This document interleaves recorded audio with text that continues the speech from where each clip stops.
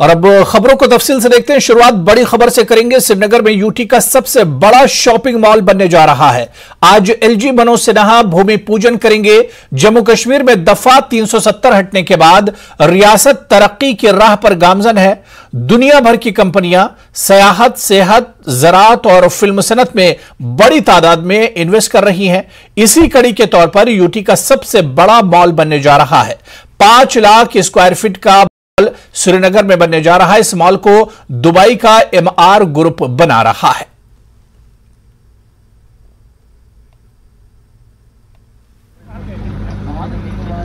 कश्मीर में आज एक बड़े फॉरेन डायरेक्ट इन्वेस्टमेंट प्रोजेक्ट की संग बुनियाद रखी जाएगी। भूमि पूजन का प्रोग्राम है सैमपोरा श्रीनगर में, यानी मेन श्रीनगर से 10 किलोमीटर दूर।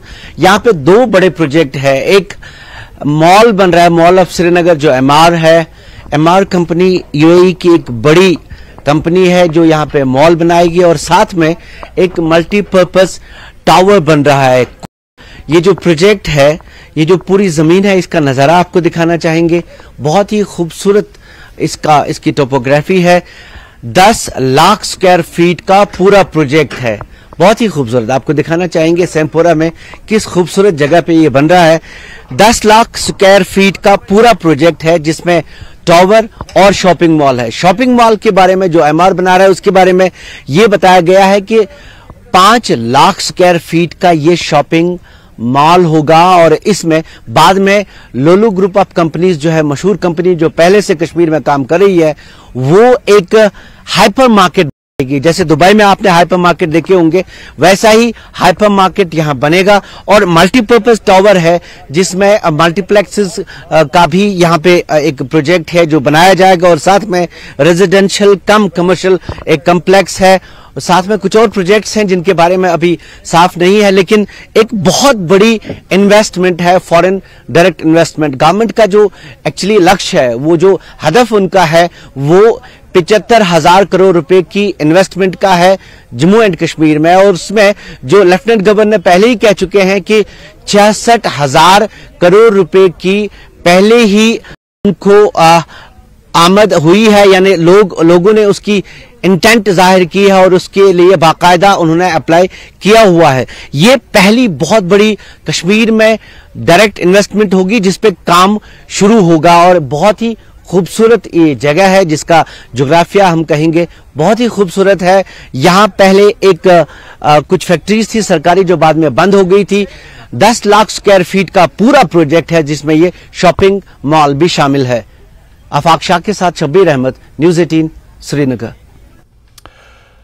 तो हमारे सहयोगी शब्बीर इस वक्त सैमपुरा श्रीनगर की राज तौर पर हमारे साथ जुड़े हुए हैं, जो जानकारी दे रहे थे। शब्बीर, अभी आपने तस्वीरें दिखाई, पूरे जम्मू कश्मीर और खासतौर से कश्मीर वादी के लिए बहुत बड़ा मौका है। सैमपुरा ग्राउंड जीरो पर आप मौजूद हैं। किस तरह की तैयारियां चल रही हैं? कितनी देर में एलजी साहब आएंगे और इसका भूमि पूजन होगा?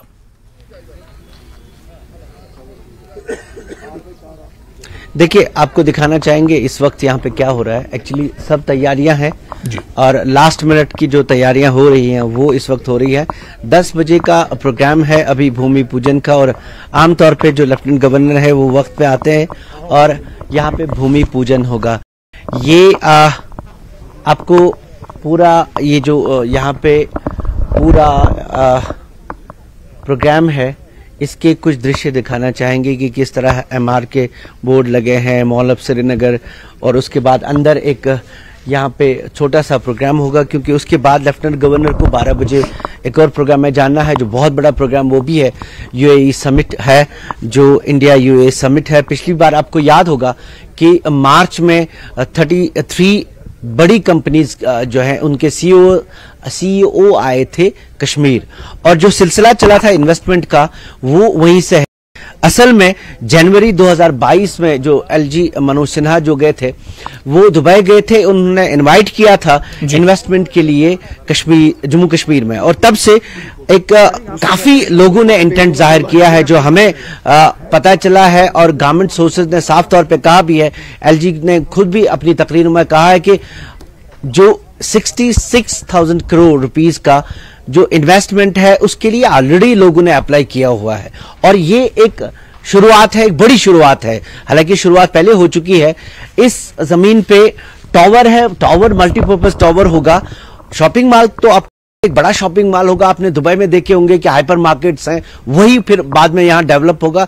और जिस जगह पे ये है, ये मेन शाहराह है, यहां पे जहां से गुजर के पूरे टूरिस्ट जाते हैं और श्रीनगर जाते हैं, सिर्फ 10 किलोमीटर की दूरी से श्रीनगर की।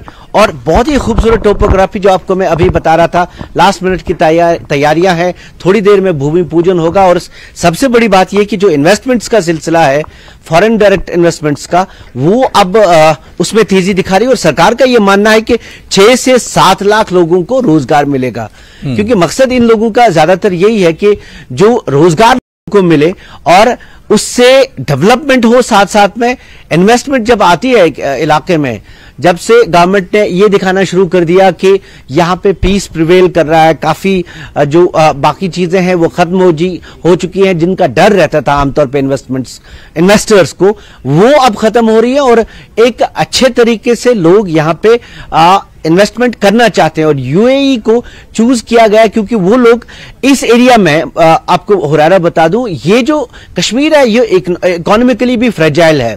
जम्मू रीजन में इंडस्ट्रीज बड़े पैमाने पे लग सकती है, जिनको हम हेवी इंडस्ट्रीज कहते हैं। यहां पे जो है, यहां पे ज्यादातर सर्विस सेक्टर लगेगा। यहां पे प्रोग्राम जो है सरकार का, जो इन्वेस्टर्स हैं वो आ रहे हैं, वो बड़े बड़े यहां पे हॉस्पिटल्स बना रहे हैं, वो यहां पे ऐसे होटल्स बना रहे हैं। यहां पे भी एक 5 स्टार होटल का प्रोजेक्ट है, साथ में टावर्स है, एक शॉपिंग मॉल है। तो सर्विस सेक्टर को J&K में ज्यादा तरजीह दी जा रही है, इसलिए कि यहां पे इकोलॉजिकली बहुत ही फ्रेजाइल जोन है। और मतलब सरकार का यह है कि यहां का जो एनवायरनमेंट माहौल है वो भी बचा रहे और यहां इन्वेस्टमेंट भी हो और लोगों रोजगार भी मिले। और बिल्कुल शब्बीर, बिल्कुल सही आपने बताया कि जम्मू कश्मीर के आवाम के लिए आज का यह दिन बहुत बड़ा दिन है। और क्योंकि जिस तरह से इतना बड़ा इन्वेस्टमेंट किया जा रहा है, शॉपिंग मॉल और मल्टीपर्पज टावर बनेगा, इसमें रोजगार के मौके भी पैदा होंगे। शब्बीर, 10 बजे जब बाकायदा इसका भूमि पूजन होगा तो इस पर और तफसील से हम आपसे बातचीत करेंगे, इस पर और डिटेल से आपसे बातचीत करेंगे। बहुत बहुत शुक्रिया हमारे साथ इस खबर पर जुड़ने के लिए और अपडेट करने के लिए।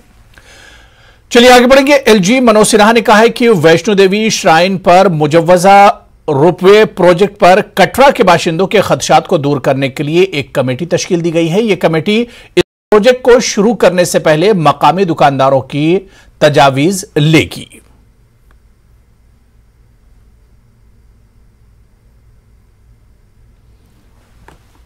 और इस खबर पर और बातचीत करने के लिए सीधे जम्मू का रुख करेंगे। हमारे सहयोगी राजन हमारे साथ जुड़े हुए हैं। राजन, एलजी मनोज सिन्हा का जो बयान आया है कि वैष्णो देवी श्राइन पर मुजव्वजा जो रोपवे बनने जा रहा है, इस पर अगर सरकार की तरफ से, एडमिनिस्ट्रेशन की तरफ से काम शुरू होगा तो पहले लोगों को कॉन्फिडेंस में लिया जाएगा, उसके बाद ही इस पर काम शुरू होगा। जी बिल्कुल अबू, मैं आपको बता दूं कि पिछले महीने 28 तारीख को एलजी मनोज सिन्हा की तरफ से ये घोषणा की गई थी कि जो माता वैष्णो देवी में रोपवे प्रोजेक्ट बनने वाला है, उसका जो टेंडरिंग प्रोसेस है वो अपने अंतिम फेज में है। जिसके बाद हमने कई प्रोटेस्ट जो है कटरा टाउन में देखे, क्योंकि लोगों का ये कहना था कि यदि ये रोपवे प्रोजेक्ट बनता है तो उनका जो कामकाज है, जो उनकी रोजी रोटी है, उस पर जो है खदशात पैदा होंगे, वो ठप हो सकता है। जिसके बाद अब उसके बाद श्री माता वैष्णो देवी श्राइन बोर्ड ने भी ये कहा कि 250 करोड़ रुपए की लागत से ये ताराकोट मार्ग से सांझी सड़क तक रोपवे बनाया जाना है। और इसका मकसद यही है कि जो दिव्यांग हैं, जो हैंडीकैप लोग हैं, उनको वो वहां तक माता वैष्णो देवी के जो दर्शन करने आते हैं वो वहां पे आसानी पे पहुंच पाएं। लेकिन जिसके बाद काफी गुस्सा, जो रिसेंटमेंट जो लोगों में देखी गई कटरा के, उसके बाद मनोज सिन्हा ने अभी हाल ही में बयान दिया है कि एक कमेटी बना दी गई है, क्योंकि वो नहीं चाहते हैं कि जो भी एस्पिरेशंस हैं कटरा के लोगों की, दुकानदारों की, उसके खिलाफ कुछ काम किया जाए। उनको ऑन बोर्ड, यानी उनको भी विश्वास में लेकर ही इस कदम को आगे बढ़ाया जाएगा। जिसके चलते डिविजनल कमिश्नर जम्मू और माता वैष्णो देवी श्राइन बोर्ड के सीईओ समेत कई ऐसे अन्य ऑफिशियल अधिकारी जो हैं इस कमेटी में होंगे जो वहां पे फीडबैक लेंगे, लोगों से बातचीत करेंगे, उनको ये बताया जाएगा, उनको विश्वास में लिया जाएगा कि जब ये रोपवे प्रोजेक्ट बनेगा तो पहले से ज्यादा जो श्रद्धालु हैं वो देश से यहां पे पहुंचेंगे, उससे उनको भी फायदा हो सकता है। तो लेकिन जो खदशात लोगों के मन में है उसको दूर करने के लिए अब एक लचीला रवैया जो है वो एलजी प्रशासन ने अपनाया है और इस कमेटी को फ्रेम किया है। अब ये कमेटी अपनी रिपोर्ट जो है फीडबैक लेने के बाद एलजी मनोहर सिन्हा को सौंपेगी, जिसके बाद ही फाइनल जो फैसला है इस रोपवे प्रोजेक्ट पे वो लिया जाएगा। बिल्कुल राजन, सबसे ज्यादा जो खदशात है और सबसे ज्यादा जो इसमें परेशानी है, जो सवाल आ रहे हैं वो दरअसल वैष्णो देवी या कटरा के जो शॉपकीपर्स हैं, जो दुकानदार हैं, क्योंकि वैष्णो देवी से दुनिया भर से जो श्रद्धालु हैं वो यहां पर पहुंचते हैं। तो ऐसे में दुकानदार ये सोच रहे हैं कि अगर ये रोपवे बनेगा तो उनकी दुकानें तोड़ी जाएंगी और इस तरह से उन्हें काफी ज्यादा माली एतबार से उन्हें बहुत परेशानियों का सामना करना पड़ेगा।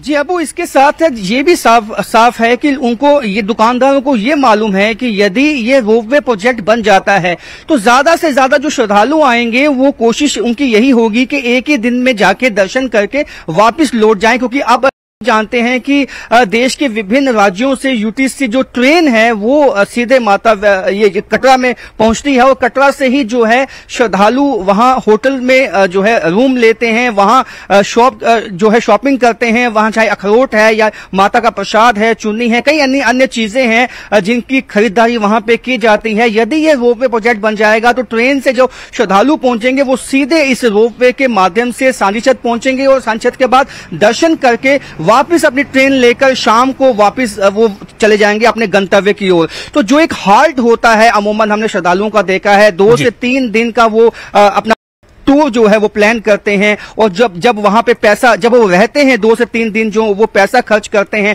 तो वो सब वहां के ही लोकल लोगों की, कटरा के लोकल लोगों की जेब में ही जाता है, उनको ही इसका फायदा पहुंचता है। तो खदशात ये है कि जो घोड़े वाले हैं, जो पिट्ठू वाले हैं, उनको भी काफी इससे जो है खदशात हैं कि उनका काम भी ठप हो सकता है कि जब रोपवे प्रोजेक्ट बनेगा तो जो घोड़े वालों का इस्तेमाल करते हैं या पिट्ठू वालों को इस्तेमाल करते हैं वो कहां जाएंगे। तो कई तरह के खदशात हैं जिनको जो मकामी लोग हैं, जो छोटे मोटे जो कारोबारी हैं, उन्हें सबसे ज्यादा एक तरह से खदशात पेश आ रही है और इसी वजह से एलजी मनोहर सिन्हा ने कहा है कि बाकायदा एक कमेटी बनाई गई और यह कमेटी प्रोजेक्ट को करने से पहले तमाम तरह की जो तजाविजात हैं वो एक तरह से लेंगे और इस तजवीज के बाद ही इस पर कोई कदम उठाया जाएगा। बहुत बहुत शुक्रिया राजन मैद हमारे साथ इस खबर पर जुड़ने के लिए और बातचीत करने के लिए। ब्रेक बाद आगे बढ़ेंगे। सांबा सेक्टर के रामगढ़ सब सेक्टर में एक तेंदुए को पाकिस्तान की तरफ से आते देखा गया, जिसके बाद सरहद पर तैनात बीएसएफ के एहलकारों ने रामगढ़ पुलिस को इत्तला दी, जिसके बाद पुलिस ने लोगों को चौकस रहने को कहा है। मामला 2 दिन पहले का है। इसका एक वीडियो सोशल मीडिया पर वायरल हो रहा है, जिसमें सांबा सेक्टर की बैनुल-अक़वामी सरहद पर तेंदुआ बैरिकेड से बाहर निकलता हुआ नजर आ रहा है।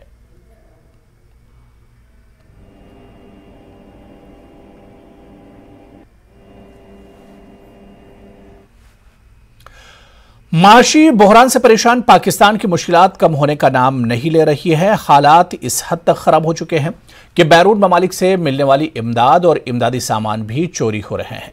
पाकिस्तान की मौजूदा हालत देखकर रूस ने 50,000 टन गेहूं इमदाद के तौर पर भेजा था, जिसमें से 40,000 टन गेहूं चोरी हो गया है और गेहूं जरूरतमंदों तक नहीं पहुंच पा रहा। पाकिस्तान हुकूमत ने इस मामले में 67 एहलकारों को मुअत्तल कर दिया है। माशी बहरान का शिकार पाकिस्तान दाने दाने को मोहताज हो गया है।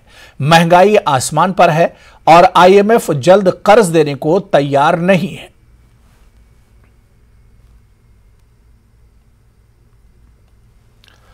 आगे बढ़ेंगे। बीरवा की बाछामा में क्रिकेट ग्राउंड की खस्ताहाली की वजह से नौजवानों को सख्त मुश्किलात का सामना है। नौजवानों का कहना है कि जहां सरकार खेलो इंडिया और स्पोर्ट्स की मजबूती की बात करती है, लेकिन यहां कोई बुनियादी ढांचा नजर नहीं आ रहा। यहां ग्राउंड होने के बावजूद भी नजरअंदाज किया जा रहा है। मकामी नौजवानों का कहना है कि इस ग्राउंड में वादी भर से खिलाड़ी खेलने आते हैं। इस मुनासिबत से उन्होंने आला हुक्काम को इसकी मरम्मत करने की गुजारिश की है। उन्होंने सरकार और स्पोर्ट्स काउंसिल से अपील की है कि इस ग्राउंड को खेल के काबिल बनाया जाए।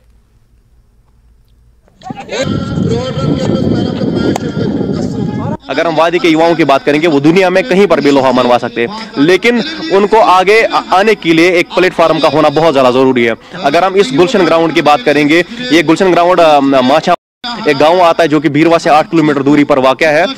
वहां ये ग्राउंड है जिसमें काफी प्रॉब्लम्स देखने को हमें मिल रही है। हमने इससे पहले भी आला हुकाम से गुजारिश की थी कि इसकी अर्थ कटिंग हो, इसकी वाइडनिंग हो, और यहाँ पर चेंजिंग रूम का होना बहुत जरूरी है। हम आला हुकाम से गुजारिश करते हैं कि वो जल्द से जल्द इस ग्राउंड की तरफ ध्यान फरमाए ताकि हमारे बच्चों को प्लेटफॉर्म मिले खेलने के लिए। ये एक वाहिद ऐसा ग्राउंड है भीरवा इलाके में, तहसील भीरवा में, जहाँ पर डिफरेंट एरियाज के बच्चे आते हैं खेलने के लिए। हमारी डिमांड ये है कि इस ग्राउंड को डेवलप किया जाए। ये गवर्नमेंट का ये स्टेट लेड है, यहाँ पे बिल्कुल मौका है इसको एक अच्छा स्टेडियम बनाने का।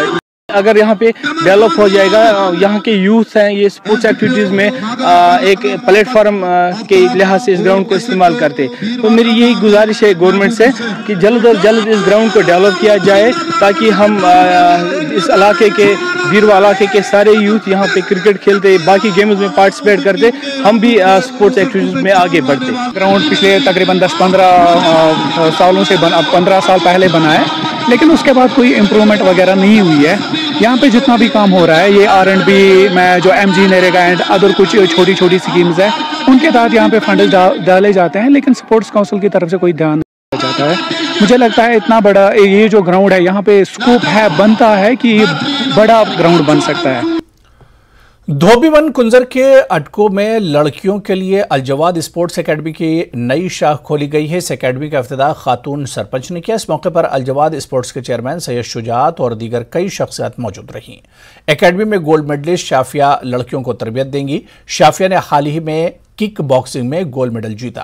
इस एकेडमी को कायम करने का मकसद लड़कियों को बाइख्तियार बनाना और साथ ही अपने तहफ्फुज के लिए मजबूत बनाना है। इस दौरान एक तकरीब भी मुनक्किद हुई जिसमें अहम शख्सियात ने खिताब करते हुए इस एकेडमी की सताइश की। काफी तादाद में लड़कियों ने भी इस इफ्तिताही तकरीब में शिरकत की।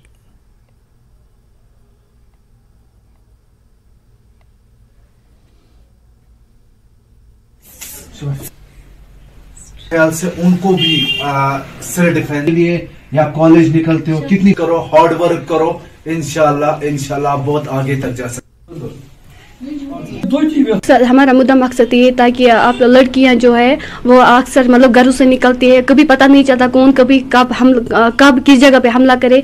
तो उन लड़कियों से यही गुजारिश करते हैं पहले हम अपने आप को स्ट्रांग रखें ताकि जब हम घरों से बाहर निकले तो हम अपने आप को सेफ रख सकते हैं और दूसरों को भी सेफ्टी करने के लिए खुद तैयार होंगे। हम हालात को देखकर कि खुद सेल्फ डिफेंस के लिए इस एकेडमी में आओ और ट्रेनिंग ले लो, और इसमें आपको खेलने का भी मौका मिलेगा, पढ़ने का भी मौका भी मिलेगा, और सेल्फ डिफेंस जो कि वक्त की अहम जरूरत है। मेरा मकसद है यहाँ की लड़कियाँ, जितने भी लोकल्स है जो घर में बैठी हुई लड़कियाँ हैं, उनको भी यहाँ पे आना चाहिए ताकि वो अपना दिफा सेल्फ डिफेंस सीख सके। और हमने यहाँ पे गर्ल्स इंस्ट्रक्टर रखी है जिसका नाम है शाफिया, जो रिसेंटली नेशनल खेल के आए हैं, तो वो इंशाल्लाह इन लड़कियों को ट्रेनिंग है। और साहब को मैं गुजारिश करना चाहता हूँ, इनको इक्विपमेंट्स की ज़रूरत है, इनको मतलब जो भी इसमें मैटिंग होती है, जो भी इसका मतलब इक्विपमेंट्स होते हैं वो मिलना चाहिए। तराल पुलिस की जानिब से गवर्नमेंट डिग्री कॉलेज में मंशियात का इस्तेमाल और इसके मुज़िर असरात पर एक डिबेट कॉम्पिटिशन मुनक्किद हुआ जिसमें कॉलेज तलबा की खासी तादाद ने शिरकत की। इस मौके पर college principal Mushtaq Ahmad, SDPO Tral Mubashir Rasool, SHO तराल अब्दुर्रहमान के अलावा कॉलेज अमले ने भी शिरकत की।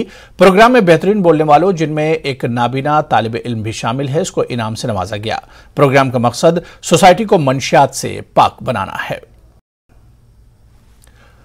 तो चलिए इस बुलेटिन में भी फिलहाल इतना ही। आदाब।